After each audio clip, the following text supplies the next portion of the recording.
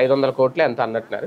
కానీ ఇది చూస్తే ఏకంగా 6,000 కోట్లు. అంటే రాజకీయంగా ఏ తరహా ప్రయోజనం పొందడానికి ఇలాంటివి తెర మీద తీసుకొస్తున్నారు అనుకోవాలి ఇంకో కోణంలో. అట్లేం లేదండి. బేసిక్గా ఏంటంటే నిరంతరం ఒక నెగిటివ్ టాక్ క్రియేట్ కావాలి. వాళ్ళ కాన్సెప్ట్ ఏంటంటే ఇవేయో జరిగిపోతుంది కానీ ఇప్పుడు ఇసుక ఉచితం అని చెప్పి డబ్బులు కమ్ముతున్నారు. ఇది కుంభకోణం అవుతుందా, అది కుంభకోణం అవుతుందా? 750 కోట్లు వాడు ఇచ్చాడు ఇది వరకు.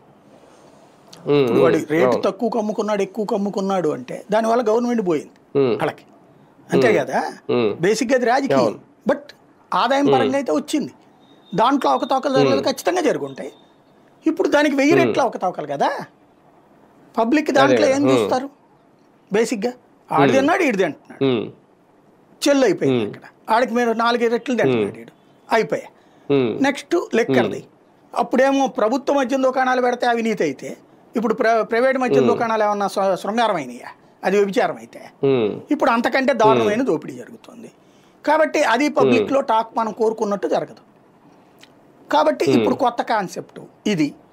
ఇవన్నీ ఏంటంటే ఇప్పుడు ఇక్కడ ఓవరాల్గా జరిగేది ఏంటంటే పవన్ కళ్యాణ్, చంద్రబాబు, లోకేష్, బీజేపీ వాళ్ళు తక్కువే మాట్లాడుతున్నారు. కానీ వీళ్ళందరూ కూడా నిరంతరం జగన్ రాక్షసుడు, జగన్ దుర్మార్గుడు, Jagan psycho, YSR Congress party rowdy party, వాళ్ళ అరాచక శక్తులు, మేము చాలా శుద్ధపూసలం, మేము అద్భుతమైన వ్యక్తులం, ఈ ప్రపంచాన్ని